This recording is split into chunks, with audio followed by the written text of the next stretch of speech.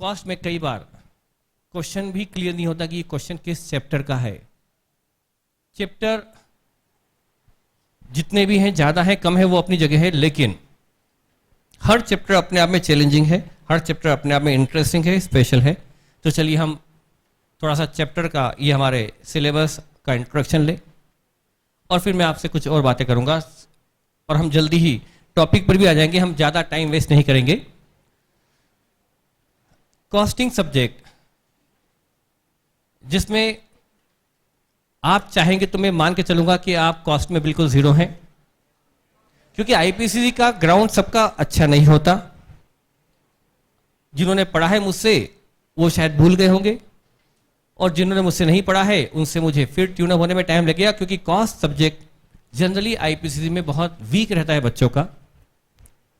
IPCC पास होने के बावजूद भी उनके चैप्टर के फंडे क्लियर नहीं होते, उस चैप्टर की प्रोसेस पूरी क्लियर नहीं होती, वो चैप्टर क्या है वो मालूम नहीं होता, वो पास हो जाते हैं। इवन क्वेश्चन भी सॉल्व करके आ गए एग्जाम में, वो सही भी हो गया, लेकिन फिर भी उनको उस चैप्टर की डेप्थ नहीं होती। लेकिन हमें यहां पर जीरो से चलना होगा। मैं कोशिश करूंगा कि मैं ये मान के चलो कि आपको ज्यादा कुछ नहीं आता, वो आपके ऊपर डिपेंड करेगा। तो चलिए, बजाय हम टाइम वेस्ट करने के, हम बातें बहुत सारी कर लेंगे। Subject advance management accounting. Subject का नाम ही मैनेजमेंट अकाउंटिंग वर्ड दे दिया है रादर देन कॉस्ट अकाउंटिंग। हम बोलते हैं कॉस्ट, लेकिन वर्ड है मैनेजमेंट अकाउंटिंग। ये जो हम आईपीसीसी में पढ़े वो कॉस्ट सब्जेक्ट कहना उसको ठीक था, क्योंकि उसमें हम कॉस्ट निकाला करते थे। हमने मैक्सिमम चैप्टर वो पढ़े जिसमें हम लागत निकालते थे। कैसे? मटेरियल भी एक कॉस्ट है, लेबर ओवरहेड भी कॉस्ट है, उसके बाद कॉन्ट्रैक्ट कॉस्टिंग, जॉब कॉस्टिंग, बेच costing, process costing, cost sheet, सभी में हम क्या निकालते थे? Cost. Service costing, cost of a service, यानी वहां लागत निकाला करते थे। यहां कॉस्ट निकालना बहुत कम चैप्टर में है, कॉस्ट को मैनेज करना, उसको उसका मैनेजमेंट, डिसीजन मेकिंग, ये ज्यादा है यहां पर। तो ये सब्जेक्ट कॉस्ट निकालने से कम टच में है, कम कनेक्टेड है, और कॉस्ट का मैनेजमेंट से ज्यादा कनेक्टेड है, डिसीजन मेकिंग से ज्यादा कनेक्टेड है। तो ये इसीलिए चैलेंजिंग सब्जेक्ट है, और ये आपकी फ्यूचर जॉब में भी आपको बहुत काम आने वाला है।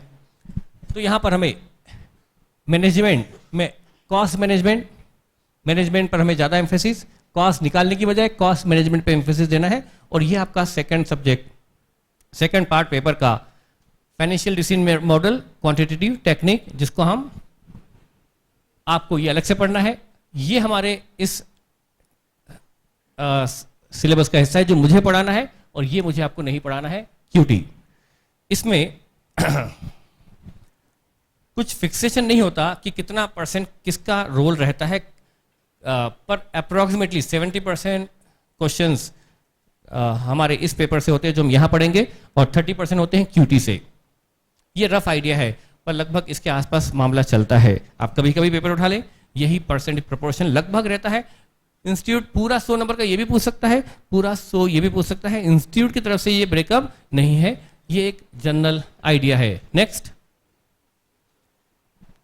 इससे हमें अब मतलब नहीं कि कितना परसेंट प्रैक्टिकल कितना थ्योरी, लेकिन इसमें मतलब है कि इसका कितना परसेंट, यदि 70% है तो 50% प्रैक्टिकल और 20% थ्योरी होता है। हम यदि इस 50% के लिए 4.5 महीना पढ़ते हैं, तो 20% के लिए बताइए कितना पढ़ना चाहिए? क्योंकि जमाओ, क्योंकि 50% के लिए 4.5 महीना, 4.5 महीने के भी 1.5 घंटे, कितने घंटे हो गए? तो उस हिसाब से 20% थ्योरी के लिए आप जो टाइम देते हो, यदि आप देखोगे तो कम से कम 2 महीना निकलेगा। और आप थ्योरी में देते हो कितने दिन? 10 या 12 दिन। इस बार, और मैं आपको बता दूं, एक बार ये धोखा दे सकता है आपको, पर थ्योरी आपको कभी धोखा नहीं देगी। ये आपके लिए एज ए फ्रेंड वर्क करेगी, क्योंकि ये हमेशा आती ही है, और ये इसमें सर्टेनिटी है कि थ्योरी क्या आती है, बहुत ज्यादा अनसर्टेन नहीं, इसमें कुछ भी श्योरिटी नहीं होती। लेकिन वैसे कुछ नहीं कि पेपर बिल्कुल ऐसा आता है जो हमारी अप्रोच के बाहर हो, लेकिन थ्योरी आपको बहुत बड़ा सपोर्ट करती है। और मैक्सिमम स्टूडेंट थ्योरी को नहीं पढ़ते। अपने यहाँ पर आपको इसी फीस में थ्योरी के लिए अलग से पढ़ाया जाएगा, और मैं नहीं, वो निखिल पढ़ाएंगे आपको, जिसकी थ्योरी बहुत अच्छी मानी जाती है। पिछले आप बेचेस के बच्चों से पूछ सकते हैं कि उसने थ्योरी बहुत अच्छे से पढ़ाई। बस ये जो बच्चे पढ़ के नहीं गए, जिन्होंने इंटरेस्ट नहीं लिया, उनकी दिक्कत है। बाकी जिन्होंने पढ़ी उनको काफ़ी फ़ायदा मिला है। आप पढ़ेंगे तो आपको रियलाइज़ होगा कि हाँ, उसका थ्योरी पार्ट काफ़ी सॉलिड है, और सिर्फ थ्योरी के लिए वो बहुत अच्छे नोट्स और बहुत अच्छे प्रेजेंटेशन उसने तैयार कर रखे हैं, जो आपको थ्योरी, यदि आप क्लास में बैठ गए, आप खुद रियलाइज़ करेंगे कि आपको उस थ्योरी का 50 से 70% वो यहीं याद करवा देगा। एग्जाम टाइम में आप थ्योरी घर पर नहीं पढ़ सकते। मैं आपको चैलेंज दे सकता हूं, आप खुद पढ़कर वो थ्योरी समझ ही नहीं सकते, क्योंकि थ्योरी टेक्निकल थ्योरी होती है, न कि बहुत जनरल। और आप उसको पढ़े बगैर आप 2 लाइन नहीं लिख सकते, 2 लाइन भी नहीं लिख सकते यदि आपने वो थ्योरी पढ़ी हुई नहीं है। उसको हम कहते हैं टेक्निकल थ्योरी। वो आपको 50 से 70% क्लास में याद करवा देगा, बशर्ते आपने क्लास उसकी अटेंड करी। आपको कोई एक्स्ट्रा फीस की जरूरत नहीं है, उसको फीस मैं अपनी तरफ से पे करूंगा, पर आपको बस अटेंड करना है। आपका बहुत बड़ा लोड वो कम कर देगा। और पास करवाने में थ्योरी बहुत मदद करती है। थ्योरी 2 तरह की होती है, टेक्निकल, नॉन टेक्निकल। इसमें उसका सपोर्ट लगेगा। नॉन टेक्निकल तो आप मन से लिख सकते हैं कई चीज़ें, पर इसका रोल ज़्यादा होता है, इसका कम रहता है, और ये वो आपको पढ़ाएगा अलग से। वो टाइमिंग मैं आपसे पूछ के तय कर लूँगा। मेरी कोशिश होगी कि अकाउंट के जस्ट पहले थ्योरी रख लें, रोज नहीं। अरे अकाउंट के ऑफिस वालों का मैं जानता हूँ, वो नहीं आते, वो हमेशा उसको 2 बैच लेनी पड़ती है, इसीलिए एक बाहर वालों के लिए, एक ऑफिस वालों के लिए। बाहर वालों के लिए आपकी बैच खत्म होने के, जो यहाँ लोकल है उनकी थ्योरी होगी बैच खत्म होने के बाद। और बाहर वाले कितने इसमें आउटसाइडर जो वापस पढ़ के जाएंगे? अच्छा, बहुत कम है।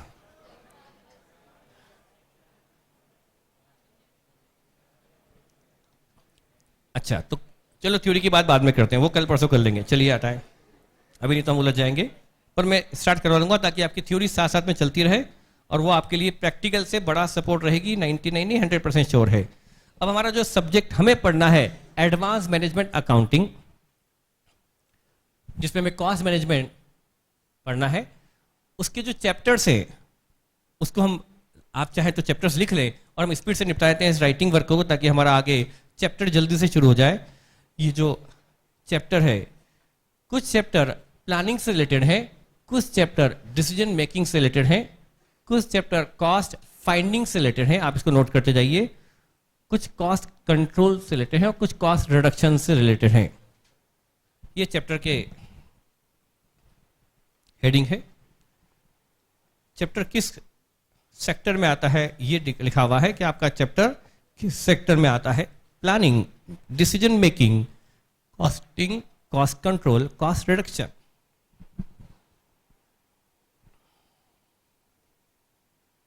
ये सारी बातें आपको थ्योरी में समझाई जाएगी। मैं उतना बताऊंगा जितना आपको अभी समझ में आ जाए, नॉट इन ए प्रिसाइज वे। मैं लिखवाऊंगा भी नहीं, क्योंकि आपको नोट्स वो निकल देंगे और वो समझाएंगे भी सही। मैं शॉर्ट में बताऊंगा कि किस में क्या कवर करना है। प्लानिंग, कोई भी वर्क स्टार्ट होने के पहले जो हम कुछ प्लान तैयार करते हैं, वो आपको मालूम भी है, अभी चैप्टर के नाम से क्लियर होगा। बजटिंग क्या होगा? बजटिंग क्या होती है? Part of planning. तो बजटिंग चैप्टर आपको यहां पर फाइनल में फिर से पढ़ना होता है, बजटिंग। और ये एग्जाम में हर 2 या 3 अटेम्प्ट में एक बार आ जाता है बजटिंग। जो आपने पढ़ा है आईपीसीसी में, उसी का इंप्रूवमेंट है बजटिंग। ये पार्ट ऑफ प्लानिंग है, ये चैप्टर प्लानिंग से रिलेटेड है। टारगेट कॉस्टिंग, टारगेट कॉस्टिंग ये आपको थ्योरी में भी आएगा, और इसका हम प्रैक्टिकल भी देखेंगे। बहुत इजी चैप्टर है टारगेट कॉस्टिंग में। बस आप इसका लोड मत लीजिए कि ये क्या बताया जा रहा है, इसको लिखने की जरूरत भी नहीं है, सब आपको पढ़ाया जाएगा बाद में जब चैप्टर आएगा तब, बस थोड़ा थोड़ा नॉलेज। टारगेट कॉस्टिंग क्या होता है? कंपनी जब अपना एक नया प्रोडक्ट लॉन्च करने वाली है, नया प्रोडक्ट लॉन्च करती है, या कोई भी कंपनी का अपना प्रोडक्ट है, कंपनी को मालूम है कि वैसे प्रोडक्ट मार्केट में और भी हैं। उसको मालूम है कि उस प्रोडक्ट का जब मार्केट में जाएगी तो उसके कई सारे और भी कॉम्पिटिटर हैं। कोई कंपनी का नया प्रोडक्ट नहीं, कंपनी के लिए प्रोडक्ट नया है, मार्केट में उसी तरह के प्रोडक्ट और भी हैं। वो मार्केट के लिए नया नहीं है, कंपनी ने भले जरा इंट्रोड्यूस अभी करना है, और कंपनी देखेगी मार्केट में कि मान लो एग्जाम्पल के लिए उसे तय कर लिया कि हम इस प्रोडक्ट को मार्केट में 500 रुपये में बेच पाएंगे, तो 500 रुपीज़ में बेच पाएगी, ऐसा कंपनी ने मार्केट सर्वे कर लिया। उसके जो मार्केटिंग के बंदे हैं वो मार्केट में घूमते हैं, पता करते हैं कि हमारी प्राइस क्या हो सकती है, प्रोडक्ट दिखाते हैं और पब्लिक का ओपिनियन लेते हैं कि बताओ ये प्रोडक्ट कितने में बिक जाएगा। मार्केट की ओपिनियन आती है 500 रुपये का सेल प्राइस रहेगा, ठीक है। तो कंपनी के लिए 500 रुपये का एक रेट वो तय हो गया जो मार्केट की पब्लिक देने को तैयार है उस प्रोडक्ट को देखते हुए, तो वो हो गई टारगेट सेलिंग प्राइस। फिर कंपनी क्या देखती है, 500 रुपये तो हमारी प्राइस रहेगी, ये हमने तय कर लिया।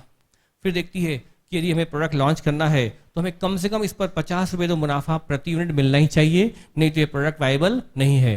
500 रुपये उसका हो गया टारगेट प्रॉफिट, 500 रुपये टारगेट सेलिंग प्राइस और 50 रुपये टारगेट प्रॉफिट हो गया। अब बचा क्या, 450 क्या आ गई, टारगेट कॉस्ट। अब कंपनी को पता है कि हमारी कॉस्ट 450 से ऊपर गई, मतलब हम ये प्रोडक्ट वाइबल नहीं है, हमारा मुनाफा कम हो जाएगा। तो कंपनी एक टारगेट निकाल लेती है कि हमारी कॉस्ट इससे ऊपर नहीं होना चाहिए। तो कंपनी की टारगेट सेलिंग प्राइस 500 है, टारगेट प्रॉफिट 50 है, तो क्या बचा, टारगेट कॉस्ट। वो टारगेट कॉस्ट कैसे निकलती है, फिर उसको कैसे कंपनी, और मान लो कंपनी की टारगेट कॉस्ट 450 है और अभी कंपनी की कॉस्ट आ रही है 470, तो कंपनी क्या कोशिश करेगी कि कॉस्ट आ रही है अभी 470 प्रोडक्ट की और 450 तक लाना है। अब कंपनी की कोशिश क्या होगी कि कैसे भी करके प्रोडक्ट की कॉस्ट को 20 रुपए से कम किया जाए। वो कंपनी रिसर्च कर लेगी, प्रोडक्ट को लाने के पहले ही सब हो जाता है, इसीलिए प्लानिंग फेज में आता है। ये आता है टारगेट कॉस्टिंग। ये पूरा चैप्टर है जिसको मैं पूरा अभी आपको क्लियर नहीं कर सकता, विद एग्जांपल मैं बताऊंगा बाद में। पार्ट ऑफ फिर लाइफ साइकिल कॉस्टिंग। कंपनी का जब नया प्रोडक्ट आने वाला है, कंपनी को मालूम है कि हर प्रोडक्ट की एक लाइफ होती है। मार्केट में आता है, धीरे धीरे ग्रो करता है, फिर वो डिक्लाइन होना शुरू होता है और एक बार ऐसा आता है जब मार्केट से वो बाहर। तो जब से वो आया और मार्केट के बाहर हुआ, वो पूरे साइकिल को हम कहते हैं लाइफ साइकिल। ये भी एक चैप्टर है जिस पर थ्योरी भी पढ़नी होगी और प्रैक्टिकल भी। तो वो क्या कहा जाएगा, लाइफ साइकिल। यदि किसी प्रोडक्ट का लाइफ साइकिल है 10 साल, किसी का होता है 8 साल, किसी का होता है 6 साल, उसको क्या बोलते हैं, life cycle, product life cycle. उसके बारे में हम पढ़ेंगे, पर वो भी प्लानिंग का फेज है। कंपनी प्रोडक्ट लॉन्च करने के पहले ही सब पता कर लेती है कौन कौन से फेज आने वाले हैं, कब कब क्या क्या होगा, वो सारी प्लानिंग कर लेती है। वो हम पढ़ेंगे लाइफ साइकिल कॉस्टिंग में। बहुत इजी चैप्टर है, कहने को नए चैप्टर हैं किए हैं, लेकिन है बहुत आसान। डिसीजन मेकिंग, ये बहुत इंपॉर्टेंट है। इसमें सबसे ज्यादा इंपॉर्टेंट ये है प्लानिंग फेज में। ये तो सिर्फ एक एक दो दिन के चैप्टर हैं और थ्योरी का रोल इसमें ज्यादा, प्रैक्टिकल कम है। रेलिवेंट कॉस्टिंग जो सबसे ज्यादा इंटरेस्टिंग है और एग्जाम के हिसाब से सबसे ज्यादा इंपॉर्टेंट भी है रेलिवेंट कॉस्टिंग। और मैं पर्सनली मानता हूं कि मेरा फेवरेट, और जो मानता हूं कि मेरी जिसमें ऐसी मतलब टेक्निक है, ऐसी ट्रिक है कि आपको इस चैप्टर पर 100% ग्रिप आएगी, बशर्ते आप मेरे साथ सोचने वाली प्रोसेस पर यदि चलेंगे तो ये चैप्टर आपकी ग्रिप में 100% होगा। इतना इंटरेस्टिंग और इतना टेक्निकल चैप्टर है जो हमें लगता है कि हाँ, एक सीए कोर्स में हमने एक चैप्टर पढ़ा है और स्टैंडर्ड चैप्टर है, और वह है रेलिवेंट कॉस्टिंग। चलिए आगे। मार्जिनल कॉस्टिंग आपका पढ़ा है आईपीसीसी में, इसको हम फिर से पढ़ेंगे। ये भी डिसीजन मेकिंग का एक पार्ट है। प्रोडक्ट मिक्स निकालना, प्रॉफिटेबल प्रोडक्ट रखना, लॉस वाला निकालना, रैंकिंग करना, किसको पहले बनाना, वो सब कहां पढ़ेंगे, मार्जिनल में। ये भी डिसीजन मेकिंग का हिस्सा है। प्राइसिंग,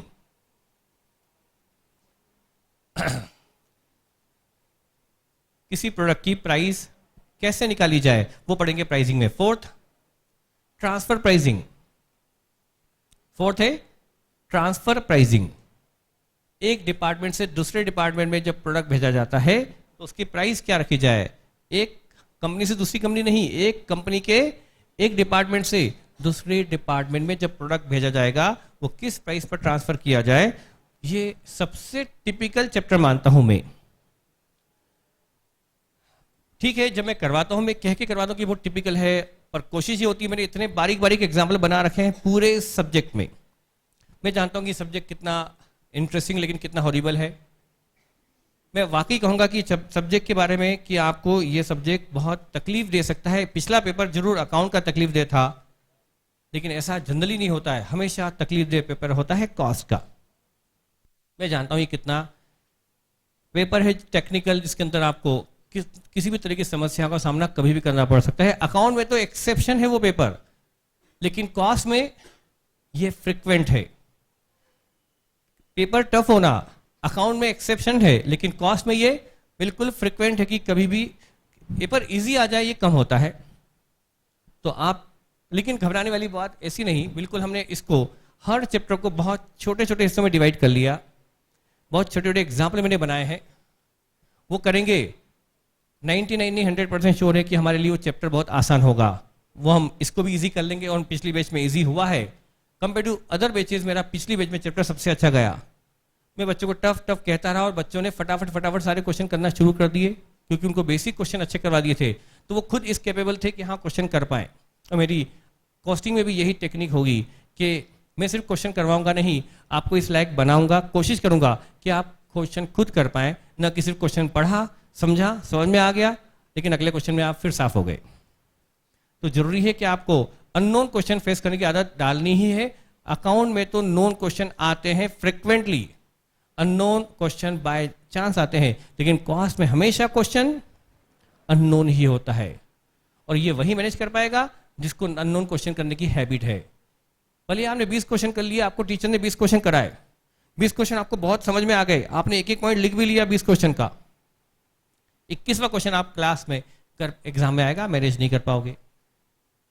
जब तक आपने उन 20 क्वेश्चन को अपने खुद से करने की हैबिट नहीं डाली थी, सिर्फ समझा था, बहुत अच्छा समझ लिया, वो 20 क्वेश्चन आपके बिल्कुल माइंड में है, लेकिन 21वां क्वेश्चन नहीं बनेगा। आपको कोशिश यही करनी है कि हमें क्वेश्चन नहीं, हमें बेसिक पर ग्रिप बनानी है। चलिए, तो ये हम इजी कर लेंगे।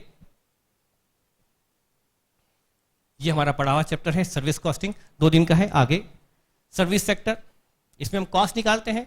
एबीसी, ये नया चैप्टर है, हमारा पहला चैप्टर होगा, ये चैप्टर पहला होगा। पहले पीसीसी में था ये, लेकिन आईपीसीसी से हट गया। और पीसीसी में जब ये था, हर एग्जाम में क्वेश्चन का पेपर का पहला क्वेश्चन यही हुआ करता था, और लगातार ये पेपर में आया, एक भी अटेम्प्ट इसका नहीं मिस हुआ था। जब से नए सिलेबस में जुड़ा, तब से हमेशा इस पर क्वेश्चन पूछा गया था, और इस बार भी क्वेश्चन इस पर पूछा गया है। लकीली वो क्वेश्चन नोट्स में भी है, और वो क्वेश्चन प्रैक्टिस मैनुअल का भी है। फिगर टू फिगर क्वेश्चन वही आया इस बार, तो इसका यही इस बार के पेपर का सबसे कंफर्टेबल पार्ट था। चलिए, और ये हमारे लिए कंफर्टेबल रहेगा, हम ये चैप्टर सबसे पहला लेंगे। क्या फर्क जानते हैं आप लोग? वैसे थ्योरी टीचर बताएंगे कॉस्ट कंट्रोल और कॉस्ट रिडक्शन। क्या बेसिक डिफरेंस मैं आपको नहीं बताना चाहता हूं, मैं थ्योरी का टीचर नहीं हूं, आपको बताया जाएगा, लिखवाया जाएगा, क्योंकि मैं प्रैक्टिकल के लिए हूं, तो वो थ्योरी में कवर करवाएगा। मैं क्या बताता हूं, 2 मिनट सुनिए बस। यदि हमने किसी प्रोडक्ट की कॉस्ट तय कर रखी है कि उसकी कॉस्ट 80 रुपया आना चाहिए, उसको हम कहते हैं स्टैंडर्ड कॉस्ट, कि 80 रुपया आना चाहिए। अब कॉस्ट को हम 80 के अंदर अंदर रखें, उससे ऊपर नहीं जाने दे, तो ये जो हम टेक्निक लगाएंगे कॉस्ट को 80 से ऊपर न जाने देने की, वो कॉस्ट टेक्निक क्या होगी? Cost control. कि हम चाहते हैं लागत नियंत्रण में रहे, 80 से ऊपर नहीं जाए। लेकिन ये डायनामिक अप्रोच है, ये बोलती है हमें 80 से मतलब नहीं, हम तो चाहते कि कॉस्ट 80 क्यों, 70 होना। अब ये ऐसी टेक्निक डिजाइन करता है जिसमें कॉस्ट 80 से घटकर 70 हो जाए, अगले साल स्टैंडर्ड 70 फिक्स कर दो। तो ये डायनेमिक अप्रोच है, ये कहती है कि कॉस्ट को और कम क्यों ना किया जाए। उसके लिए जो हम मैकेनिज्म यूज करेंगे वो आएंगे कॉस्ट रिडक्शन में, और यहां जो यूज किए जाएंगे वो है कॉस्ट कंट्रोल में। क्या बेसिक समझ में आया? शॉर्ट में मैं लिखवा भी नहीं रहा हूं, ना ज्यादा समझा रहा हूं, पर हाँ ये अलग अलग चैप्टर हैं। स्टैंडर्ड कॉस्टिंग जो आपने पढ़ा है आईपीसीसी में, ये बहुत डिटेल में पढ़ेंगे हम इस फाइनल में। और जो इसके बाद जो मुझे फेवरेट है, और मुझे लगता है कि मैं इसमें आपको भी कॉन्फिडेंट बना सकता हूं, वो एक तो ये चैप्टर है और एक ये चैप्टर है। ये और ये 2 चैप्टर है जो लॉजिक पर बेस्ड हैं, कोई फॉर्मूला नहीं। इसमें हम कोई फॉर्मूला यूज नहीं करेंगे, ना इसमें यूज करेंगे, इसमें तो होता ही नहीं है। इसमें भी हम कोई फॉर्मूला यूज नहीं करेंगे, बगैर फॉर्मूले के पढ़ेंगे तभी सीए फाइनल के क्वेश्चन होंगे, और जहां आपने फाइनल से किए क्वेश्चन नहीं हो पाएगा आपसे। आईपीसी में फॉर्मूला पढ़ा क्वेश्चन होता था, यहां बिल्कुल नहीं होगा। यहां हम एक भी फॉर्मूला नहीं लिखेंगे, पूरा स्टैंडर्ड कॉस्टिंग विदाउट फॉर्मूला करेंगे। और ये 99 नहीं 100% श्योर है, आपने मेरा थोड़ा साथ भी दिया तो ये 2 चैप्टर में आपकी ग्रिप कंफर्म है। ये तो खैर बहुत आसान है। बैलेंस स्कोर कार्ड, इसमें थ्योरी प्रैक्टिकल दोनों का टच है, ये इससे मिलता जुलता ही है, ये भी कॉस्ट कंट्रोल का एक टूल है। Balance score card, cost reduction, इसमें just in time approach theory में और प्रैक्टिकल में इसका बहुत कम रोल है, लेकिन थ्योरी में रोल ज्यादा है। Just in time approach, just in time purchase, just in time production, TQM total quality management, ये भी थ्योरी का रोल ज़्यादा, प्रैक्टिकल कम है। मैं इस पर प्रैक्टिकल दोनों पे करवाऊंगा, पर हम इन पर ज़्यादा टाइम वेस्ट करना नहीं चाहते कि ये क्या है। हाँ, शॉर्ट में बता दूं कि हाँ, आपने कभी सुना है JIT, जस्ट इन टाइम सुना है? IPC में था क्या? मटेरियल में था क्या? जापान में ये टेक्निक बहुत यूज में रही, यूज में है। इंडिया में इसको अभी यूज करने में टाइम लगेगा। ये जो टेक्निक है JIT, just in time, JIT approach, just in time purchase की बात करूं तो बेटर होगा बजाय कि जस्ट इन टाइम प्रोडक्शन के। जस्ट इन टाइम परचेज, बस इतना सिर्फ इंट्रोडक्शन की चैप्टर है क्या, पढ़ेंगे तो हम बाद में। जस्ट इन टाइम परचेज ये कहता है कि यदि आप फैक्ट्री में 9 बजे कच्चा माल कंज्यूम करने वाले हो तो वो कच्चा माल आपके यहां महीने भर पहले से ना आ जाए, बल्कि सुबह 8 बजे आए। 8 बजे फैक्ट्री में माल उतरे, कच्चा माल सप्लायर के यहां से, और 9 बजे आप उसको कंज्यूम कर लो। उससे क्या होगा? कच्चा माल आपके यहां कुछ घंटों का मेहमान रहेगा, उससे आपकी होल्डिंग कॉस्ट कम हो जाएगी। जिस प्रोडक्ट में होल्डिंग कॉस्ट काफी ज्यादा होती है उसमें यह टेक्निक बहुत यूजफुल है। Delivery of raw material precedes consumption, यानी हमारी कच्चे माल की डिलीवरी कंजम्पशन के बहुत पहले हो, बहुत नियर हो, जल्दी ही स्टॉक न रखना पड़े। वो किस तरह से होगा, उससे हम कॉस्ट कैसे बचा सकते हैं, इसमें हम कॉस्ट रिड्यूस करने की कोशिश करते हैं बाय दिस टेक्निक, ये हम पढ़ेंगे अलग से। चलिए, तो अब हम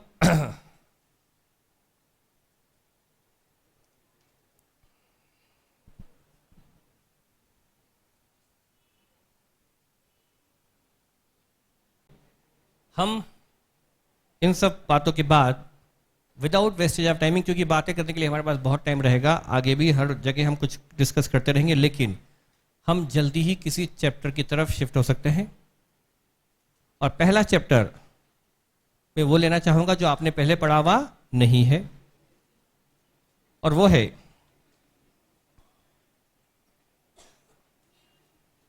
ABC। फुल फॉर्म है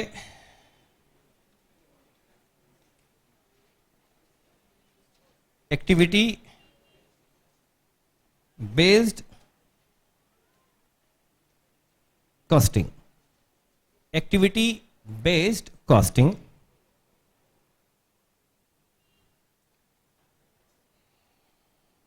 एक्टिविटी बेस्ड कॉस्टिंग। अब ये क्या है, इसको तो समझने में टाइम लगेगा, लेकिन बता दूं कि ये चैप्टर बहुत आसान है और इस पर क्वेश्चन हर 2 या 3 अटेम्प्ट में से एक बार तो क्वेश्चन आता ही है, और 90% चांस ये है कि आपका सही होगा, क्योंकि इसमें कोई बहुत ज़्यादा टेक्निकल पॉइंट नहीं होते। एक मैकेनिज्म होता है, एक प्रोसेस होती है जिससे क्वेश्चन हो जाता है। एक्टिविटी बेस्ड कॉस्टिंग,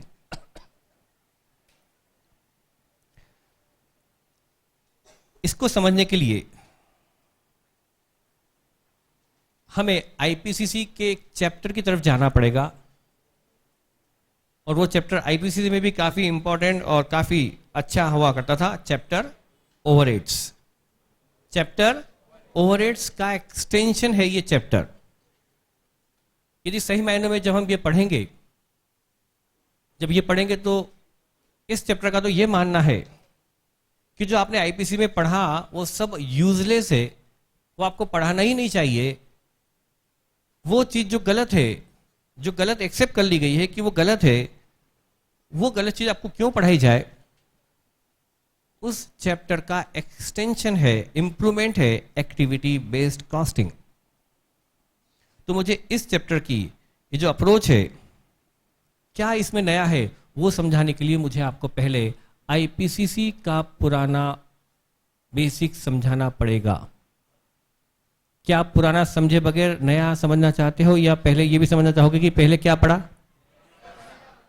और वैसे भी आपको बता दूं, सीए फाइनल भी आपका पीछा नहीं छोड़ेगी। सीए फाइनल में आपको पुराना चैप्टर तो पूछते हैं। वो जब भी ये चैप्टर पूछा है, वो आपको चैप्टर में दो अप्रोच पूछते हैं, ट्रेडिशनल और मॉडर्न अप्रोच। मैंने बताया भी नहीं ये है क्या। जो हम पढ़ते आए हैं आईपीसीसी में वो है ट्रेडिशनल, और जो आज पढ़ना स्टार्ट करेंगे वो है मॉडर्न अप्रोच। जब भी इसका क्वेश्चन पूछा गया, अकेले कभी नहीं पूछा गया, हमेशा दो अप्रोच से पूछा गया। ट्रेडिशनल भी पूछी गई और मॉडर्न भी पूछी गई। तो मॉडर्न निकालने के लिए आपको पहले, मतलब मॉडर्न बाद में पूछते हैं, पहले ट्रेडिशनल से पूछते हैं। और ट्रेडिशनल कौन सी वाली है? आईपीसी। मतलब आपको मुझे आईपीसीसी बतानी ही पड़ेगी, और वो तो हमारा सिलेबस का हिस्सा ही हो गया, भले वो था आईपीसीसी में। ये बात जरूर है कि वो बहुत डिटेल में था, और यहाँ आईपीसीसी का वो पार्ट काफी शॉर्ट में लिया जाता है और काफी इजी वे में लिया जाता है। तो मुझे पहली बात तो ये बतानी, ये चैप्टर के बारे में समझाऊंगा बाद में, पर ये चैप्टर है क्या। अभी तो मुझे आपको ये बताना है कि ओवरहेड क्या है, लेकिन ये ओवरहेड के एब्जॉर्प्शन की, ओवरहेड के एब्जॉर्प्शन की एक मॉडर्न और एक लॉजिकल अप्रोच है। ओवरहेड को एब्जॉर्ब करने की जो हमने मेथड पढ़ रखी है आईपीसीसी में, अभी क्या है वो मैं बताऊंगा, लेकिन वो जो मेथड पढ़ रखी है उस पर एक इंप्रूवमेंट है। ये एक मॉडर्न अप्रोच है और ये एक लॉजिकल अप्रोच है। जो हमने पहले पढ़ा वो ओल्ड है, वो इनलॉजिकल है, लेकिन ये मॉडर्न तो ठीक है, पर लॉजिकल अप्रोच है ओवरहेड के एब्जॉर्प्शन की। तो मैं आपको भी लिखाना भी नहीं चाहूंगा इस चैप्टर के इंट्रोडक्शन में, बस चाहो तो लिख सकते हो कि ये क्या है। बाकी जब इस चैप्टर को बताऊंगा, पर मुझे इसको समझाने के पहले आईपीसी पे पहले शिफ्ट आना होगा। तो आप लिख सकते हैं स्टार्टिंग में, just for a start, it is a modern and logical approach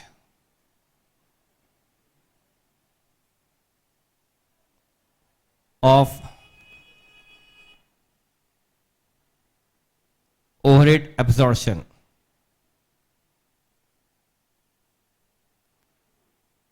It is a modern and logical approach of overhead absorption.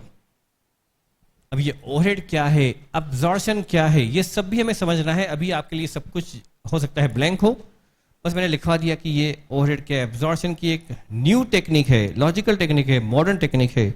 चलिए वो हम समझेंगे। अब मान लीजिए कि हमारा चैप्टर भी स्टार्ट ही नहीं हुआ, मान लीजिए हम बेसिक पढ़ रहे हैं। मैं बेसिक स्टार्ट कर रहा हूं इस चैप्टर का। सबसे पहले मैं आपको कॉस्ट की उतनी ही बातें बताऊंगा जो मेरे लिए इस चैप्टर में जरूरी है। अदरवाइज तो इसमें कॉस्ट के हम कई तरह से क्लासिफिकेशन देखते हैं। मैं कॉस्ट का क्लासिफिकेशन सिर्फ इस चैप्टर के एंगल से बता रहा हूं। अदरवाइज तो कॉस्ट होती है according to normality, according to variability, according to element, according to traceability. पर मैं उस सब चक्करों में नहीं पढ़ता, क्योंकि हमारे वो एग्जाम के पर्पस का नहीं। मैं आपको जितना जरूरी है उतना ही बताऊंगा, फालतू बातें हम नहीं बताएंगे, आपका टाइम वैसे ही कम पड़ता है। तो हम इस चैप्टर से कनेक्टेड 100% कनेक्टेड बेसिक ही पढ़ेंगे, फालतू बातें बिल्कुल नहीं पढ़ेंगे। हमें जो जरूरी है, सबसे पहले कॉस्ट। कॉस्ट के बारे में वैसे जो आपको आइडिया इवन है, पर फिर भी मुझे बेसिक यहीं से लेना पड़ेगा। कॉस्ट को अकॉर्डिंग टू एलिमेंट हम 3 पार्ट में डिवाइड कर सकते हैं। मटेरियल अकॉर्डिंग टू एलिमेंट, एक होता है मटेरियल, लेबर और मटेरियल, लेबर और मटेरियल, लेबर और गलत। एक्सपेंसेस।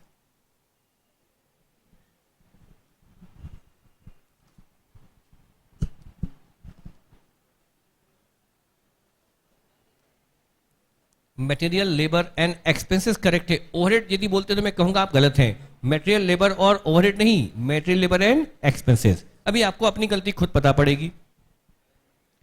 मटेरियल में आप जानते हैं दो होते हैं, जानते हैं ना। ये ब्रेकअप इस चैप्टर के लिए जरूरी है इसलिए बता रहा हूं, बाकी अदरवाइज कई सारी बातें और भी हो सकती है पर वो नहीं बता रहा हूं मैं आपको। मटेरियल के दो पार्ट होते हैं, लेबर के दो पार्ट होते हैं और एक्सपेंसेस के भी दो पार्ट होते हैं।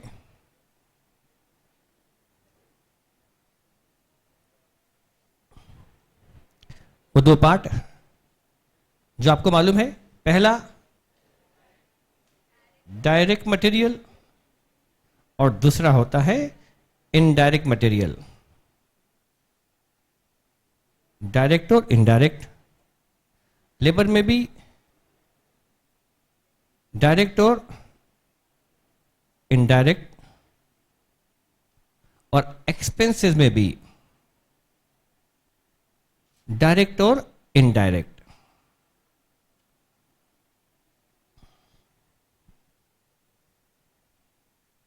और यह भी आप जानते हैं कि जितनी भी डायरेक्ट कॉस्ट है,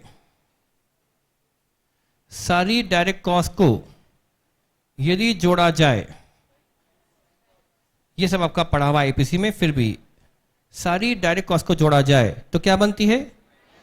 ये सब मिलती है, ये सब मिलकर होती है prime cost. Direct material, direct labour और डायरेक्ट एक्सपेंसेस को जोड़ा जाए तो इसका टोटल होता है प्राइम कॉस्ट। अब बची है इनडायरेक्ट।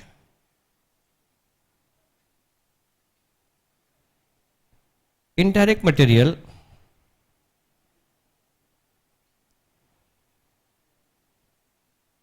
इनडायरेक्ट लेबर और इनडायरेक्ट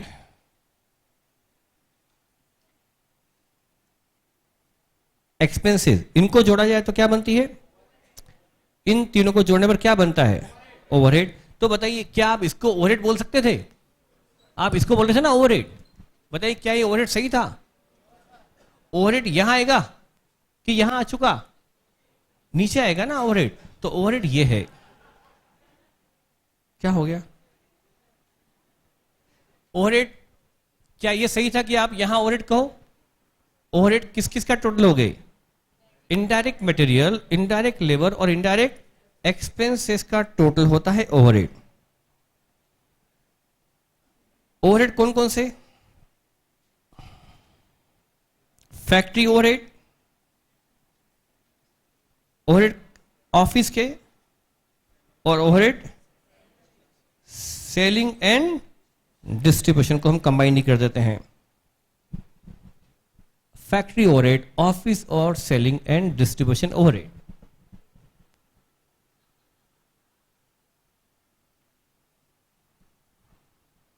ठीक है।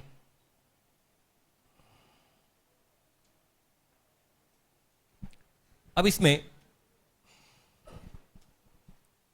क्या चीज आप मुझसे समझना चाहोगे? पहली बात तो ये चैप्टर जो एबीसी हम पढ़ने वाले हैं, ये ओवरहेड चैप्टर का एक्सटेंशन है। मतलब हमें सिर्फ इसमें कौन सी कॉस्ट को डील करना है? सिर्फ इनडायरेक्ट कॉस्ट को। और इनडायरेक्ट के अंदर भी पूरे क्वेश्चन, सारे क्वेश्चन सिर्फ फैक्ट्री ओवरहेड को लेकर है, ना हमें डील करना है ऑफिस ओवरहेड। ज्यादातर फैक्ट्री ओवरहेड है, बाकी factory overhead, office and selling and distribution overhead को मिलाकर क्या होता है? ओवरहेड्स। आईपीसीसी में हमने जो चैप्टर पढ़ा है, सारे क्वेश्चन इसी के थे, फैक्ट्री ओवरहेड के। एक आध क्वेश्चन लास्ट में इसका था, आपको यदि ध्यान हो तो। एक क्वेश्चन था जिसमें ए और बी प्रोडक्ट थे, जिसमें कॉस्ट ऑफ सेल और जीपी निकालकर प्रॉफिट निकालना था। चलो छोड़िए, एक क्वेश्चन था पूरे आईपीसीसी में इसका। सारे क्वेश्चन सिर्फ इसी के थे, सब कुछ आपने इसी पर पढ़ा है। खैर यहां पर आपको सभी के बारे में पढ़ना है, फैक्ट्री भी, ऑफिस और सेलिंग और डिस्ट्रीब्यूशन भी। सारे ओवरहेड चैप्टर हमारे कवर में आएंगे, पर हमारा चैप्टर है ओवरहेड। ओवरहेड चैप्टर का ही एक्सटेंशन पढ़ने वाले हैं। तो इसमें से आप क्या समझना चाहेंगे? पहली चीज, डायरेक्ट कॉस्ट और इनडायरेक्ट कॉस्ट। मैं आपको क्या समझाऊं कि मटेरियल क्या होता है, लेबर क्या होती है, एक्सपेंसेस क्या होते हैं, ये समझाने की मुझे जरूरत नहीं है। मटेरियल क्या होता है जानते हैं, लेबर भी आप जानते हैं, इवन और एक्सपेंसेस भी जानते हैं। अब हमें समझना है डायरेक्ट और इनडायरेक्ट कॉस्ट के बारे में। डायरेक्ट कॉस्ट और इनडायरेक्ट कॉस्ट, क्योंकि पूरा चैप्टर ही हमारे इनडायरेक्ट कॉस्ट का है। ओवरहेड चैप्टर मतलब इनडायरेक्ट कॉस्ट, तो डायरेक्ट का मतलब मालूम तो हो।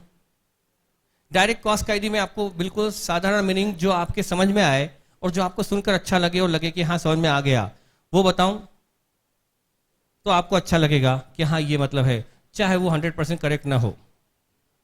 सही मीनिंग बताना वाकई बहुत डेंजरस है।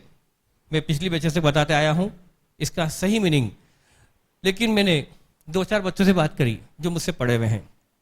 उनको मैंने बताया देखो कि दुनिया में डायरेक्ट कॉस्ट का मीनिंग बताया क्या जाता है और सही मीनिंग ये होता है। वो बोलते सर आप मत बताओ सही मीनिंग, जो दुनिया बता रही वो बताओ, वही समझ में आएगा। क्योंकि एक्चुअल में आपको एग्जाम में कोई लिख के तो आना नहीं कि डायरेक्ट कॉस्ट क्या है, इनडायरेक्ट कॉस्ट क्या है, बस नॉलेज होना चाहिए। और वो नॉलेज भी एग्जाम में काम नहीं आता। आपको यदि ब्रेकअप का आइडिया भी नहीं है कि कौन सी कास्ट डायरेक्ट कौन सी इनडायरेक्ट, तो भी आपका पेपर तो सॉल्व हो ही जाएगा। तो उसकी जरूरत ही नहीं है कि डायरेक्ट और इनडायरेक्ट का सही मीनिंग देखा जाए, बस जो आपको आता है या आपको मैं इजीली समझा पाऊँ वही बता देता हूँ क्या मतलब होता है डायरेक्ट का। और आपको लगेगा जरूर कि बताया जाए, लेकिन वो आपके लिए यूजफुल नहीं है और वो कंफ्यूज करने वाला है। और हमेशा क्लास ये कहती है, पर मैंने वाकई मेरे पुराने बच्चों से पूछा जो पढ़ के जा चुके, मुझसे पढ़ के जा चुके, बोले हाँ सर आपने बताया था, लेकिन फिर मैंने कहा कि देखो ऐसे जनरली बताया जाता है कि ये डायरेक्ट कॉस्ट है। वो डायरेक्ट कॉस्ट को ऐसे डिनोट करते हैं जैसे कि वो सिर्फ वेरिएबल कॉस्ट को डायरेक्ट कॉस्ट बताया जाता है। जनरली डायरेक्ट कॉस्ट को ऐसे बताते हैं जैसे बहुत इजी हो जाए, बच्चों को लगता है समझ में आ तो गया इसमें है क्या, जैसे कि वेरिएबल कॉस्ट ही डायरेक्ट कॉस्ट है, जबकि वो फिक्स कॉस्ट भी डायरेक्ट कॉस्ट हो सकती है। तो मैं उस उलझनों में पढ़ना नहीं चाहता क्योंकि हमारे सिलेबस का हिस्सा नहीं है।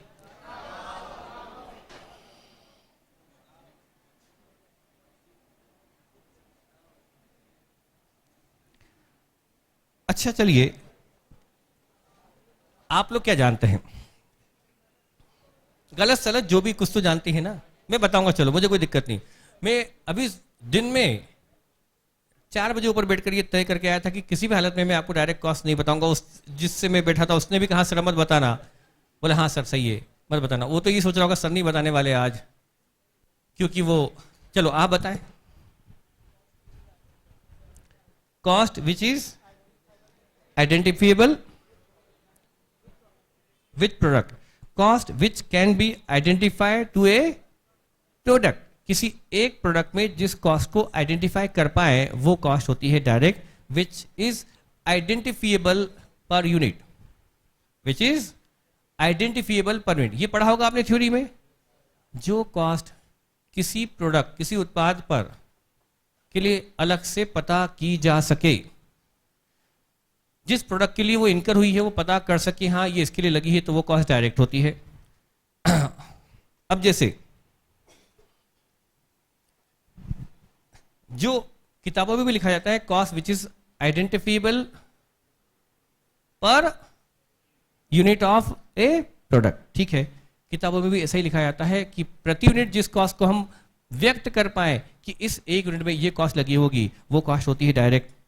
आप कोई भी एक प्रोडक्ट मुझे एग्जांपल में दे दें, मेरी बजाय मैं चाहता हूं, मेरे पास तो ढेरों एग्जांपल हैं, कोई भी प्रोडक्ट लेके बता सकता हूं। आप बताइए हमारे आम जो हम यूज करते हैं उन प्रोडक्ट में से कोई एक। मोबाइल, मोबाइल भी ले सकते हैं अपन। अब एक मोबाइल असेंबल करने वाली कंपनी है जो मोबाइल मैन्युफैक्चर करती है, मोबाइल असेंबल करती है, वो यदि उसके यहां ढेरों कॉस्ट लगती है, कई सारी कॉस्ट लगती है। अब देखिए जैसे मैं आपके सामने कॉस्ट का एग्जांपल लूंगा, जो कॉस्ट हम एक मोबाइल के लिए पता कर पाए कि हाँ इस एक मोबाइल के लिए ये कॉस्ट लगी होगी, इस एक पर्टिकुलर मोबाइल एक पीस के लिए जो कॉस्ट हम इजीली ट्रेस आउट कर पाए, आइडेंटिफाई कर पाए, वो कॉस्ट होगी उस मोबाइल के लिए डायरेक्ट, और जो हम उस प्रति पीस पता नहीं कर पाए वो है इनडायरेक्ट। जैसे फैक्ट्री जहां पर मोबाइल असेंबल होते हैं, वहाँ का किराया, वो प्रीमाइसेस उनका किराए पर है, मान लो उनका किराया 70 लाख रुपए महीना है, 70 लाख रुपए महीने का प्रीमाइसेस है जहाँ उनका किराया उस फैक्ट्री में जहाँ असेंबल होता है। बताइए एक पीस के लिए किराया कितना लगा होगा? Can you trace out? Can you identify rent पर मोबाइल पीस? क्या एक पीस में कितना किराया लगा होगा आप बता सकते हैं? यू कैन नॉट, आप पता नहीं कर सकते। तो वो कौन सी कॉस्ट हो गई? इनडायरेक्ट हो गई। इजी। लेकिन जो कॉस्ट प्रति मोबाइल बताई जा सके कि हाँ इस मोबाइल में ये कॉस्ट लगी होगी, वो डायरेक्ट है। मैं इसको लिखवा भी दूंगा, भले पहले समझ तो लें। वो कॉस्ट जो पर मोबाइल बताई जा सके, इजीली हम बता सकते हैं कि हाँ ये एक मोबाइल में ये कॉस्ट लगी होगी, वो है डायरेक्ट। स्क्रीन, बताइए मोबाइल के नाम से मोबाइल याद आ गया उनको। मान लीजिए स्क्रीन लगती है, मोबाइल की स्क्रीन, मान लीजिए कंपनी ने स्क्रीन लगाई और स्क्रीन वो बाहर से परचेस करती है। बताइए स्क्रीन की कॉस्ट प्रति मोबाइल पता कर सकते हैं या नहीं कर सकते? तो cost of screen is a example of direct cost.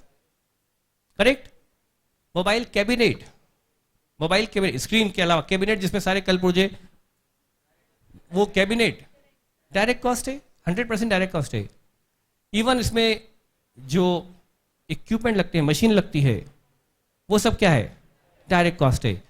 तो आप इजीली वो कॉस्ट जो आप प्रति यूनिट, प्रति पीस ट्रेस आउट कर पाओ, आइडेंटिफाई कर पाओ, वो हो गई डायरेक्ट। और बाकी सब विच यू कैन नॉट, प्रति यूनिट जो आप पता नहीं कर सकते, वो मान लो वहां का फैक्ट्री मैनेजर है, फैक्ट्री मैनेजर की सैलरी क्या प्रति मोबाइल पता कर सकते हो? तो वो क्या हो गई? Indirect cost. क्लियर हो गया? ठीक है। अब इसको देखकर तो लगता है कि जो कॉस्ट प्रति पीस लगती है, जो पर पीस वेरी करती है, एक पीस पर 20, तो 2 पीस पर 40, तो 3 पीस पर 60, वो वेरिएबल। फिर तो वो डायरेक्ट। क्या वेरिएबल कॉस्ट ही डायरेक्ट कॉस्ट होती है? यदि ऐसा होता तो वेरिएबल कॉस्ट और डायरेक्ट कॉस्ट को हमेशा वो क्या बोलते? एक ही बोलते। पर वेरिएबल कॉस्ट अलग होती है और डायरेक्ट कॉस्ट का मीनिंग अलग जाता है। जनरली इजी करने के लिए वेरिएबल कॉस्ट को ही डायरेक्ट कॉस्ट की तरह बता दिया जाता है, जो प्रति पीस वेरी करे, जो प्रति पीस में इनकर होती है, जो प्रति पीस लगती है वो डायरेक्ट और बाकी सब इनडायरेक्ट। ये तो आपने वेरिएबल और फिक्स को बाइफिकेट कर दिया, वो गलत है। पर समझने के लिए हमारे लिए यही सबसे आसान तरीका है जो मैंने आपको बताया और जिससे आपको समझ में आ भी गया। तो cost which can be identify to a piece of product, किसी प्रोडक्ट के लिए जो कॉस्ट बताई जा सकती है वो कॉस्ट डायरेक्ट और बाकी सब कॉस्ट इनडायरेक्ट। ये मैंने आपको बताया ऑर्डिनरी मीनिंग इस डायरेक्ट इनडायरेक्ट का, जो आपको समझने में आसानी होगी और जिसका मीनिंग आप ऑलरेडी समझते हैं। आप और कोई प्रोडक्ट भी लेके चल सकते हैं। आपके लिए मैंने बताया ना, इतना ही समझना काफी है। तो क्या मैं डायरेक्ट का मीनिंग लिखवा दूं? काम की है नहीं। अब देखिए, क्या मैं थोड़ा टेक्निकल जा सकता हूं? आप ये मान के चलो कि हमारे एग्जाम का हिस्सा नहीं है और शायद ये आप शायद महीने भर बाद भूल भी जाओगे। मैंने तो उस बच्चे से पूछा जो बस सीए बनने वाला एग्जाम दे के आ गया, 3 अटेम्प्ट दे चुका, उससे पूछा डायरेक्ट कॉस्ट, तो वो आज भी नहीं बता पाया। तो बताओ कि वो क्या बताओगे आप लोग 1 महीने बाद की डायरेक्ट कॉस्ट का मतलब? मेरे ही पढ़ा हुआ बच्चा था, नहीं बता पाया।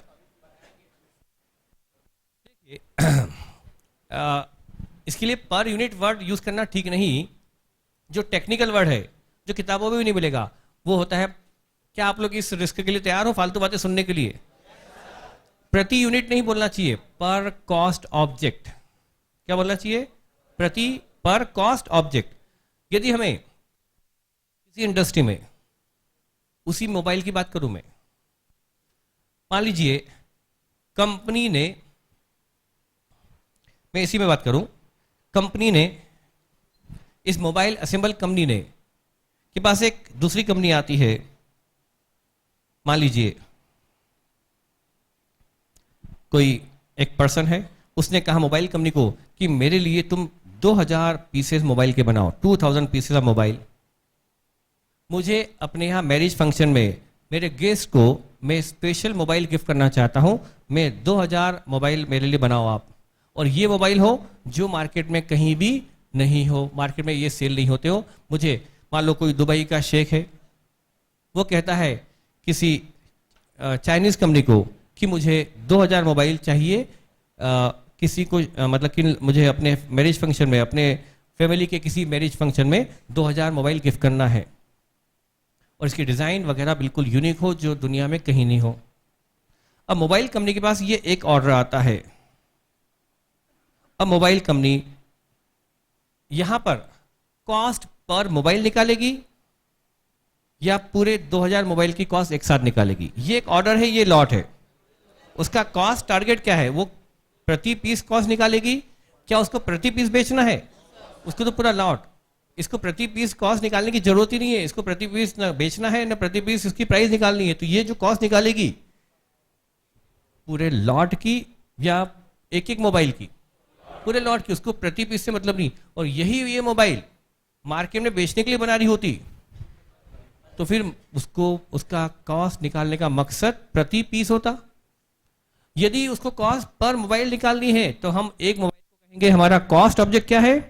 एक मोबाइल। और यदि हमें पूरे 2000 मोबाइल की कॉस्ट निकालना है तो हमारा कॉस्ट ऑब्जेक्ट एक मोबाइल नहीं बल्कि पूरे 2000 मोबाइल है। तो जिसके लिए हम लागत निकालते हैं वो एक यूनिट भी हो सकती है और यूनिट्स का बंच भी हो सकती है। तो हमें यदि कॉस्ट निकालनी है एक यूनिट के लिए तो वो यूनिट हमारा कॉस्ट ऑब्जेक्ट हुआ, और हमें कॉस्ट निकालनी है पूरे बंच के लिए तो पूरा बंच हमारे लिए एक कॉस्ट ऑब्जेक्ट हुआ। यदि इसका कॉस्ट ऑब्जेक्ट ये है, अब देखिए मेरी बात सुनिएगा। अब यदि इस मोबाइल असेंबल करने वाली कंपनी का कॉस्ट ऑब्जेक्ट ये पूरा एक ऑर्डर है और ऑर्डर में है 2000 पीसेस ऑफ मोबाइल, तो ये पूरा ऑर्डर हो गया एक कॉस्ट ऑब्जेक्ट। ये है कॉस्ट ऑब्जेक्ट। अब हमें इसके लिए कॉस्ट निकालनी है। अब देखिए इसने किसी एक बंदे को बुलाया जो मोबाइल की डिजाइनिंग में एक्सपर्टाइज है उसका। उसने ये 2000 पीसेस की मोबाइल डिजाइन करने के लिए मान लीजिए 80 लाख रुपए लिए। 80 लाख रुपए लिए इस मोबाइल की डिजाइनिंग के। बताइए 80 लाख रुपया जो कॉस्ट लगी है, क्या ये उसने पर मोबाइल ली है? क्या ये पर मोबाइल पता कर सकते हो? क्या उसने चार्ज पर मोबाइल लिया या बस डिजाइन बना के 80 लाख ले लिया? अब आप मोबाइल बनाओ 2000 या 200 बनाओ या 2 पीस बनाओ, वो तो 80 लाख लेगा। तो बताइए उसने जो फीस ली है 80 लाख रुपए की, ये फीस 80 लाख की डायरेक्ट है या इनडायरेक्ट? अच्छा, इस मोबाइल कंपनी में और भी मोबाइल बनते हैं। ये तो एक अलग ऑर्डर में बन रहा है, बाकी इसके यूजुअल मोबाइल बन ही रहे हैं, उसमें ये एक अलग से ऑर्डर आ गया। बताइए ये कॉस्ट डायरेक्ट है कि इनडायरेक्ट? हमारा कॉस्ट ऑब्जेक्ट एक मोबाइल है या एक ऑर्डर? एक ऑर्डर। जो कॉस्ट इस ऑर्डर के लिए बताई जा सके, जो भी लागत इस एक ऑर्डर के लिए बताई जा सके, वो सब क्या हो गई? डायरेक्ट। अब यहां पर भी कुछ इनडायरेक्ट कॉस्ट होगी। यदि वो 80 लाख जो लगे हैं वो इसी मोबाइल के लिए या सारे मोबाइल्स के लिए? इसी ऑर्डर के लिए, सारे ऑर्डर दूसरे जो बन रहे हैं, तो वो ये 80 लाख की कॉस्ट इस ऑर्डर के लिए क्या हो गई? डायरेक्ट कॉस्ट हो गई। हमारा कॉस्ट निकालने का मकसद प्रति मोबाइल है ही नहीं, प्रति कॉस्ट ऑब्जेक्ट है। हमारा कॉस्ट ऑब्जेक्ट ये 2000 मोबाइल है। ये आदमी प्रति मोबाइल कंपनी बात ही नहीं कर रही है, उसके लिए तो बस ये टारगेट है कॉस्ट, ये उसका कॉस्ट ऑब्जेक्ट है। यदि कॉस्ट ऑब्जेक्ट ये ऑर्डर है तो जो कॉस्ट प्रति ऑर्डर पता की जा सके, प्रति मोबाइल नहीं, प्रति यूनिट नहीं, प्रति पर ऑर्डर, जो कॉस्ट पर ऑर्डर आइडेंटिफिएबल हो वो डायरेक्ट, और बाकी सब जैसे जिस फैक्ट्री में मोबाइल असेंबल हुआ वो फैक्ट्री अलग से इस मोबाइल के लिए अलग फैक्ट्री है या उसी फैक्ट्री में वहां किराया लगा, क्या वो किराया आप इस ऑर्डर के लिए पता कर सकते हो? फैक्ट्री का किराया क्या इस ऑर्डर के लिए पता किया जा सकता है? तो फिर वो कॉस्ट क्या हो गई? Indirect for that order. Factory manager भी वही है जो इसका काम भी देखता है, दूसरे मोबाइल का काम भी देखता है, तो उसकी सैलरी, क्या उसकी सैलरी इस ऑर्डर के लिए अलग से पता कर सकते हो? नहीं, तो वो क्या हो गई? Indirect cost for that order. Factory का बीमा प्रीमियम, इंश्योरेंस प्रीमियम, क्या इसके लिए अलग से प्रीमियम लगी? नहीं, तो फिर वो कॉस्ट भी क्या हो गई?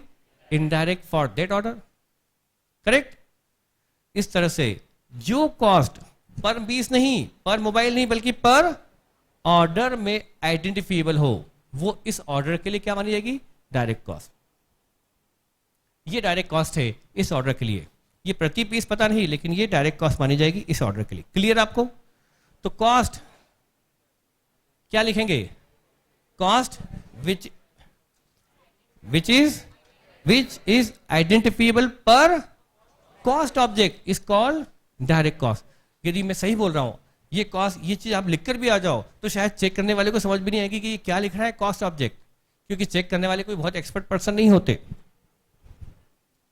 चेक करने वाले कोई बहुत एक्सपर्टाइज पर्सन नहीं होते, ध्यान रखेगा। चेकिंग करने वाले ढूंढे नहीं मिलते, ये हालत है इंस्टीट्यूट में। चेक करने वाले अच्छे पहले के लोग थे, बहुत कम हो गए। अब स्टूडेंट का क्वांटम इतना हो गया कि ढूंढ रहे हैं वो चेकर, और जो चेकिंग के लिए उनको एप्लीकेशन लगा दे उसको कॉपी चेकिंग को मिल जाती है। आप सीए बन जाएं, सीए बनने के बाद आपको शौक हो, आप अप्लाई कीजिए, आपको पहले ही अटेम्प्ट में आपके पास कॉपी आ जाएगी और आप चेकिंग चालू कर सकते हो, और आपको 30-35 रुपये पर कॉपी मिलेगा। पहले 20 रुपये मिलता था। 20 रुपये की चेकिंग फीस में बताइए कोई टीचर कैसे पूरा माइन्यूटली चेकिंग कर सकता है?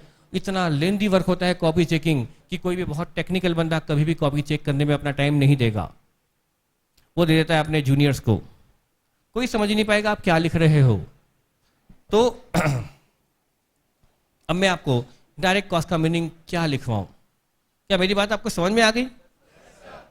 कॉस्ट ऑब्जेक्ट मतलब जिसके लिए हम कॉस्ट निकालते हैं वो होती है कॉस्ट ऑब्जेक्ट। यदि हम मोबाइल टुकड़ों में बेचते हैं, अलग अलग मोबाइल बेचते हैं, तो हमारा कॉस्ट टारगेट, कॉस्ट ऑब्जेक्ट क्या होगा? एक मोबाइल। और यदि हम पूरे लॉट की कॉस्ट निकाल रहे हैं तो पूरा लॉट हमारे लिए क्या होगा? कॉस्ट क्या होगा? Cost object. समझ में आया आपको? अच्छा, अब मैं इसका मीनिंग लिखाऊं डायरेक्ट इनडायरेक्ट का। लिखिए, direct cost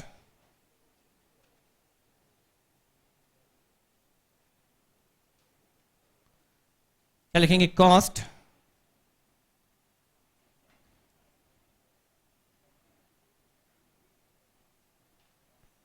which is identifiable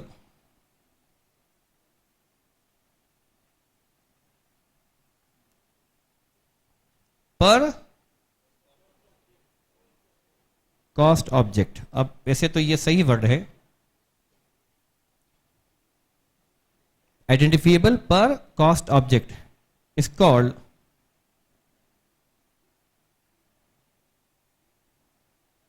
direct cost. अब यहां पर क्या एग्जाम्पल भी लिखा हूं?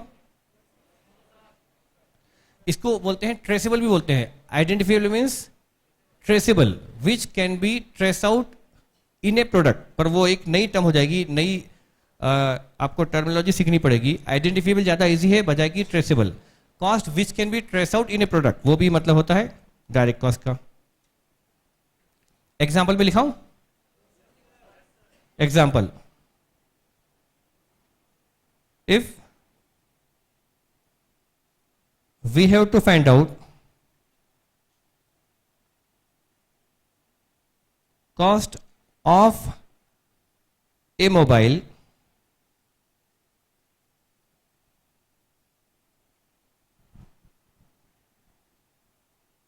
then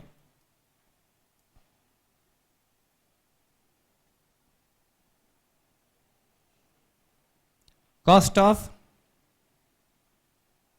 स्क्रीन, और क्या क्या लिख दूं? और क्या क्या लिखूं? एक तो स्क्रीन हो गई, बैटरी,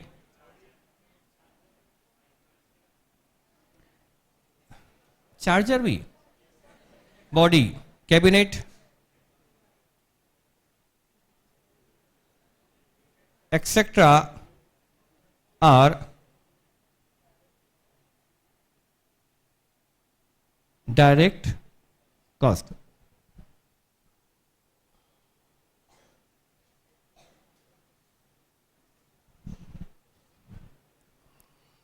अब इतना काफी है ना, बाकी वो जो हमने टेक्निकल मीनिंग समझा उसको लिखिए मत, क्योंकि उससे आप बाद में कंफ्यूज हो जाओगे, ठीक है?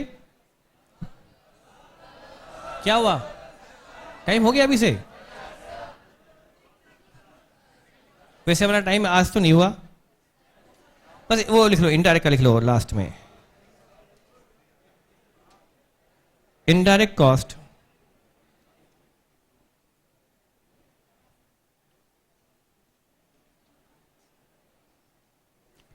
cost which cannot be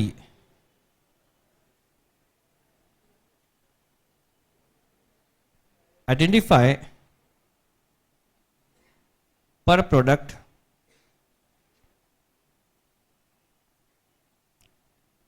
is called जिस कॉस्ट को हम प्रति प्रोडक्ट आइडेंटिफाई नहीं कर सकते हैं उसको कहेंगे इनडायरेक्ट कॉस्ट। एग्जाम्पल,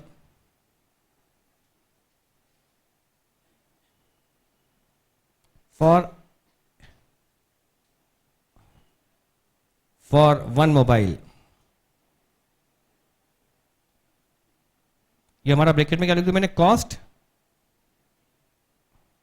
ऑब्जेक्ट है एक mobile, rent of factory, salary of factory manager,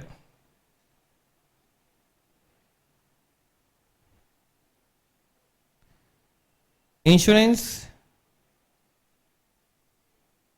premium etcetera are example of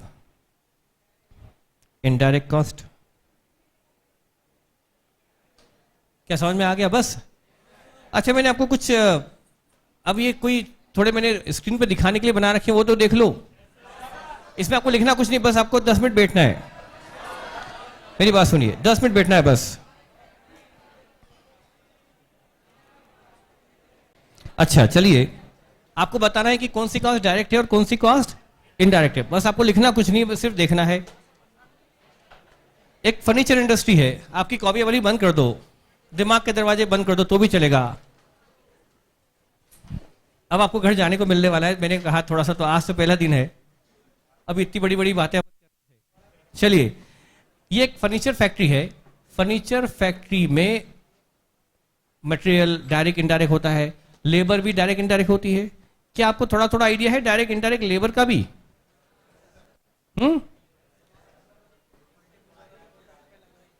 आप direct material, direct labour, direct material, indirect material, क्या फर्क समझते हैं? क्या फर्क समझ जाएंगे? चलिए, आपके सामने एक फर्नीचर इंडस्ट्री है, उसका काम है फर्नीचर बनाना, जैसे डाइनिंग टेबल हुआ या सोफा हुआ, ऑफिस टेबल हुआ। ये फर्नीचर इंडस्ट्री है, उसके लिए ये लगता है मटेरियल वुडन। बताइए ये वुडन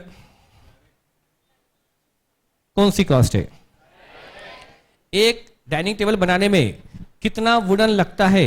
अच्छा, उनका कॉस्ट ऑब्जेक्ट क्या होता है? एक डाइनिंग टेबल, उसकी अलग अलग कुर्सियां नहीं, उनका मकसद क्या होता है? पूरे सेट की एक कॉस्ट निकालना। एक सेट को बनाने में कितना वुडन लगेगा, ये वो फैक्ट्री बता सकती है या नहीं? तो ये एग्जांपल हुआ कुछ डायरेक्ट मटेरियल का, करेक्ट? ये है डायरेक्ट मटेरियल।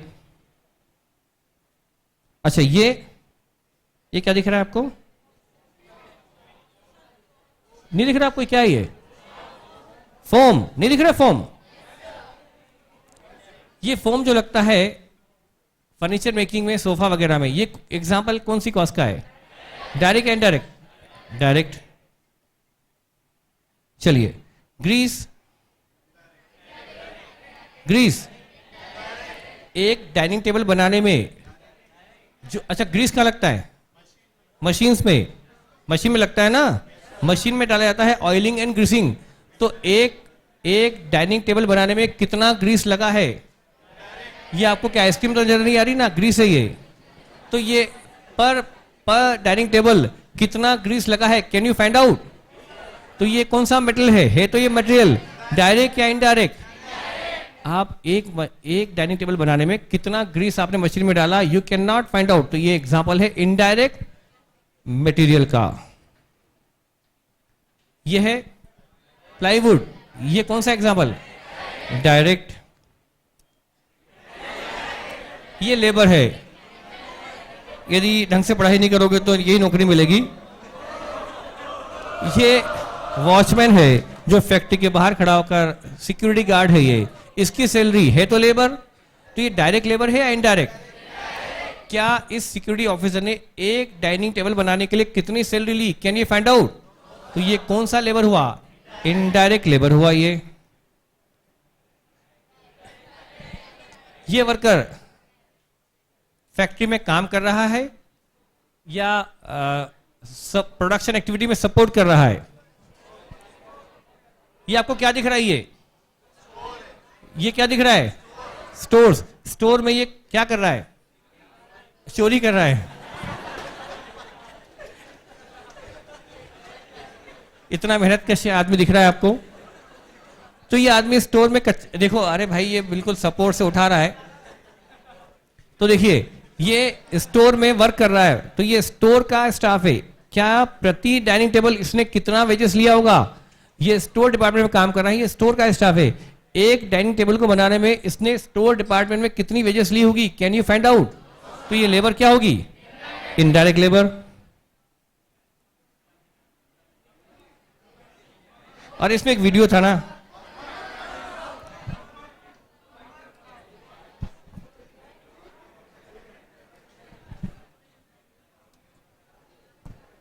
नहीं आ रहा वीडियो, चलो छोड़ो,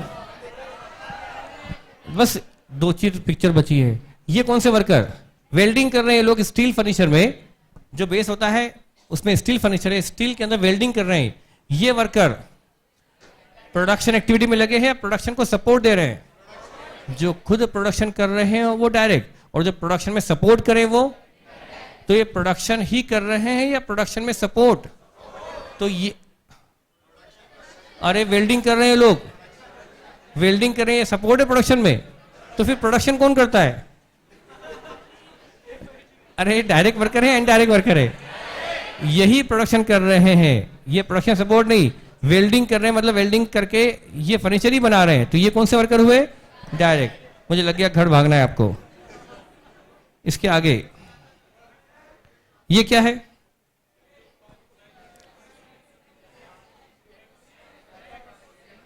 ये कौन सी ड्यूटी?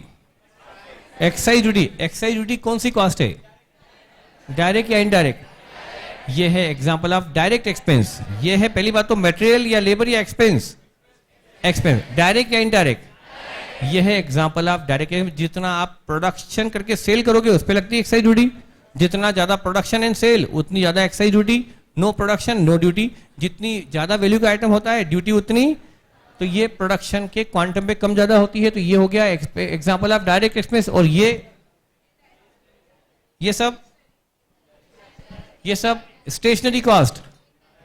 ये कॉस्ट कौन सी है? आप प्रति यूनिट ये कॉस्ट पता कर सकते हो। तो ये क्या हुआ? Example of indirect cost. ये लास्ट ये फैक्ट्री दिख रही है ना आपको? या तो इसका लगेगा किराए पर है तो रेंट, और खुद की है तो डेप्रिसिएशन। ये कौन सा कॉस्ट है? क्या प्रति यूनिट किराया, प्रति यूनिट डेप्रिसिएशन पता कर सकते हो? तो ये कौन सा एक्सपेंस है? Indirect expense. अरे बचे इतने, लास्ट ही तो बचा है। ये मशीन, चूंकि मुझे मशीन नहीं मिल रही थी, ये मशीन शुरुआत में है, ये बात की है। इसको देख के क्या लगता है? ये क्या बताना चाहता हूं मैं? डेप्रिसिएशन। समझदार है, लग गया, सी फाइल में आ गए। पहले मशीन अच्छी वर्किंग में थी, फिर खराब हुई, फिर और खराब हुई धीरे धीरे। तो ये क्या है? मशीन का आप प्रति यूनिट ये पता नहीं कर सकते कि एक यूनिट में कितना लगा होगा डेप्रिसिएशन। तो depreciation example of indirect expense.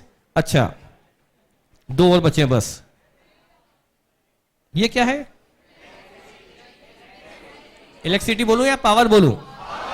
Electricity अलग होती है। ट्यूबलाइट पंखे जिससे चलते हैं वो इलेक्ट्रिसिटी, और मशीनें जिससे चलती है वो, अभी कुछ भी मान लो, यदि ये इलेक्ट्रिसिटी है तो एक डाइनिंग टेबल बनाने में कितना ट्यूबलाइट पंखा चला होगा आप फाइंड आउट। तो electricity is a indirect expense. और ये है इंटरनल ट्रांसपोर्ट। इंटरनल शीट्स को उठाकर एक प्लेस से दूसरे प्लेस पर ले जा रहा है, इंटरनली फैक्ट्री के अंदर ही है। यदि ये इंटरनल ट्रांसपोर्ट है तो ये क्या है, ये कोई रोड पे चल के नहीं आ रहा है, बल्कि फैक्ट्री के अंदर ही वो एक इनकी, तो ये क्या हुआ, इंटरनल ट्रांसपोर्ट। इसका डेप्रिसिएशन, इसका रिपेयर, इसका ड्राइवर की सैलरी, इसका फ्यूल, ये सब है इंटरनल ट्रांसपोर्ट कॉस्ट। ये है इनडायरेक्ट एक्सपेंसेस। क्लियर? तो हम कल इस चैप्टर में आगे बढ़ेंगे, ये तो आज स्टार्टिंग था।